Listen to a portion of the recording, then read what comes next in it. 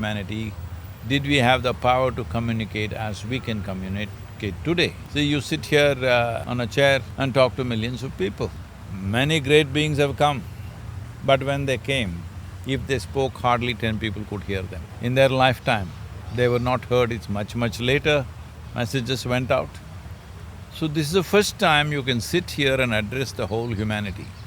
At a time like this, if we do not transform humanity or get humanity to do what is best for themselves and for everybody else or all other life, it simply shows we don't have enough love in our heart.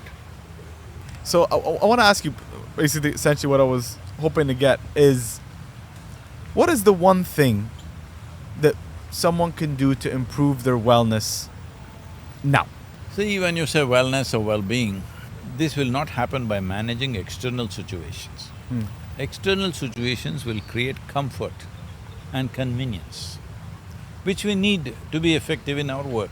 Suppose I put pins in your chair and you're sitting on that, you're not much of a podcaster. Hello? Yeah, I'm like moving around. So comfort is needed, convenience is needed. Microphone is here, convenience is needed. Comfort, convenience you can create from outside. Well-being can only happen from within, because human experience is generated from within. So if you want to know well-being, in is the only way out. There's simply no other way.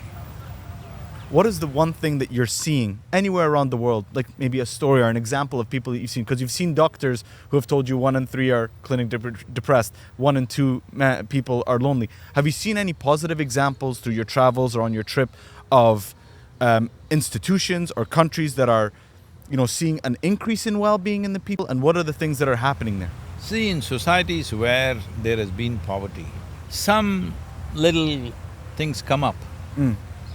People are very happy, but that'll be for a period of time because you're excited about new levels of comfort and convenience.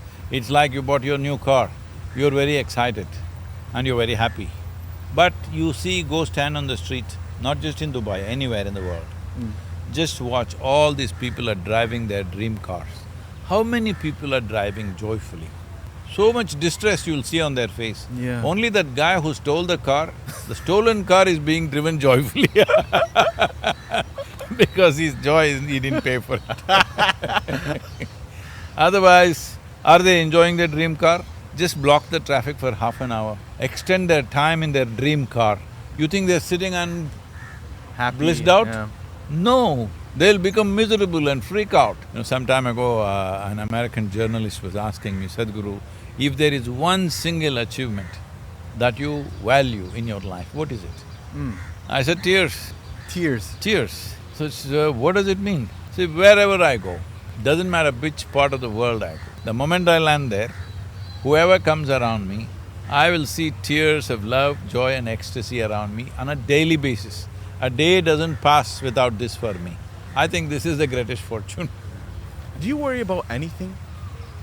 Life keeps me up, not worry. You don't do you not worry about anything? No, let's understand this. Do I think about 1,000 things? Yes, I think about 1,000,000 things.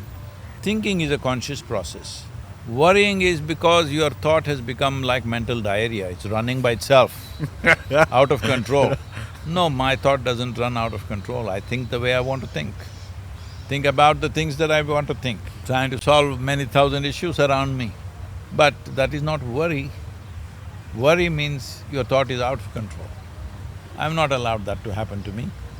Can you remember the last time something kept you up at night? Like something was… because that's the one thing that I personally have. Like I worry a lot about Last things. time I was playing night golf, it kept me up. What? Why? I got you. And what about regrets? Do you ever have any regrets about anything? See, my life moves at a pace that there's not too much time. If you're driving at a certain speed, can you go on looking at your rear view mirror and drive? No, once in a while you glance, whether you come the right way or not, but you don't go on looking at it. So I keep my life at such a pace There's hardly any time to look at the rear view mirror because I don't waste my time on things that I can't fix. So, my thought, my energies are towards the tomorrow that we want, not the yesterday. Maybe some things didn't happen the way they didn't happen, but that's not a concern to me because it's over. Why would I concern myself with something that's over? See, part of the things that I think one of the similarities that I think we have is we're both living lives where we're open to the public. The public can see a lot about what we're doing and stuff like that. What is private? What is private? Yeah, because in my life I don't know what's private. Oh, yeah, Everything is public. Yeah, everything is public.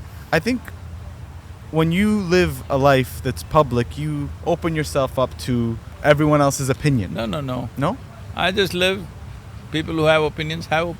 So how do you turn off that noise? Or do you Why not should even I turn it off? It's their noise. They must manage. It's not my noise. They're making noise, it's their noise. They can do whatever they want. You know, from all the times that I ever do a talk about the work that I do, whether that's making videos, the one question that I always get, the common question I get, sir, is how do you deal with the hate? And first of all, I wonder why that's the first question that they ask. But I also wonder, like, how is it possible for people to deal with that sort of negativity that comes with being on? See, how do you deal with hate? I have no such issue because I have no hatred, so I don't have to deal with it. They have hatred, they must deal with it. Like, of all of the things that you're seeing that happening in the world, the change, regardless of the pace, what are you excited about that you're seeing now in the world? Definitely, artificial intelligence is a big piece. When I say artificial intelligence, it's just like if you had to plant this tree, two men would come and dig with a crowbar and a shovel or whatever. They would take 2 hours to dig. Today a machine comes and digs 500 holes and goes away in 2 hours. Are we not happy? I think so, no? Yeah. That you don't have to dig, you don't have to 100%. fill. Machines are doing all that without even you noticing it.